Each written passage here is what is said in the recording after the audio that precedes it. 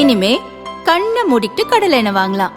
ஏன்னா மந்த்ரா கடலை எண்ணெய் இதயத்தின் தயாரிப்பு. வறுக்க பொரிக்க ஏன் எல்லா சமையலுக்கும் மந்த்ரா தான். மந்த்ரா கடலை எண்ணெய், அபார ருசி, ஆரோக்கியமான உடல் நலம்.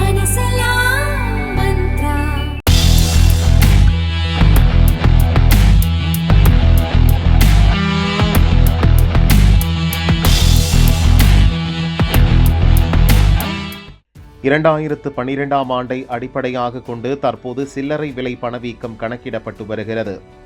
இந்நிலையில் அடிப்படை ஆண்டை மாற்றியமைப்பதோடு இந்திய குடும்பங்களின் நுகர்வு முறையில் ஏற்பட்டுள்ள மாற்றங்களை பிரதிபலிக்கும் விதமாக புதிய பணவீக்க குறியீட்டை மாற்றியமைக்க முடிவு செய்யப்பட்டது. இதற்கு மத்திய புள்ளியியல் துறை அமைச்சகத்தின் சார்பில் அமைக்கப்பட்ட நிபுணர் குழு வழங்கிய பரிந்துரைகள் தற்போது வெளியிடப்பட்டுள்ளன. பணவீக்கத்தை தீர்மானிப்பதில் உணவு மற்றும் பானங்களின் பங்கு தற்போது 45.86% உள்ள நிலையில் புதிய குறியீட்டில் இது 36.75% உள்ளது. இந்திய குடும்பங்கள் உணவுக்காக செலவழிப்பது குறைந்துள்ள நிலையில் பணவீக்க கணக்கீட்டில் இதன் பங்கு அதிகமாக இருப்பது தவறான நிலவரத்தை பிரதிபலிக்கும் என்ற கருத்து நிலவுகிறது. மேலும் காய்கறிகள் உள்ளிட்ட உணவுப் பொருள்களில் அடிக்கடி திடீர் ஏற்ற இறக்கங்கள் காணப்படுவது ஒட்டுமொத்த பணவீக்கத்தில் பெரிய தாக்கத்தை ஏற்படுத்துகிறது. எனவே இந்த மாற்றம் செய்யப்பட்டுள்ளது.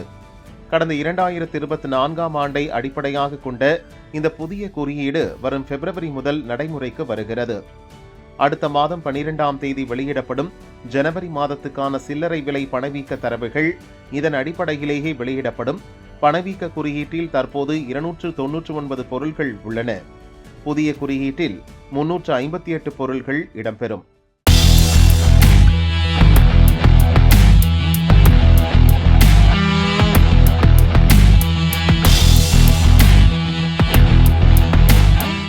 இந்தியாவிலிருந்து இறக்குமதி செய்யப்படும் விலங்குகள் மற்றும் விலங்கு சார்ந்த பொருள்களுக்கு கிர்கிஸ்தான் நாடு தடை விதித்துள்ளது. இது குறித்து கிர்கிஸ்தானின் சுகாதாரத்துறை தெரிவித்துள்ளதாவது: மேற்கு வங்க மாநிலத்தில் 2 பேர் நிபா வைரஸால் பாதிக்கப்பட்டுள்ளனர். உலக சுகாதார அமைப்பின் அறிவுறுத்தல் படி நிபா வைரஸ் மனிதர்கள் வாயிலாகவும் வவ்வால், பன்றிகள் போன்ற விலங்குகளிடமிருந்தும் விலங்கிலிருந்து தயாரிக்கப்படும் உணவுப் பொருள்கள் வாயிலாகவும் பரவுகிறது. சிங்கப்பூர், மலேசியா, தாய்லாந்து நாடுகளில் இந்தியாவிலிருந்து வருபவர்களை சோதனைக்கு பிறகே அனுமதிக்கப்படுகின்றனர். கிர்கிஸ்தானின் தலைநகர் பிஷ்கேக் மற்றும் ஓஷ் சர்வதேச விமான நிலையங்களில் உடல் வெப்பநிலை உள்ளிட்ட சோதனைகள் மேற்கொள்ளப்பட்ட பிறகே அனுமதிக்கப்படுகிறார்கள். இதைத் தொடர்ந்து இந்தியாவிலிருந்து இறக்குமதி செய்யப்படும் உயிருள்ள விலங்குகள் மற்றும் விலங்கு சார்ந்த உணவுப் பொருள்களுக்கு தற்காலிகமாக தடை விதிக்கப்பட்டுள்ளது என தெரிவிக்கப்பட்டுள்ளது.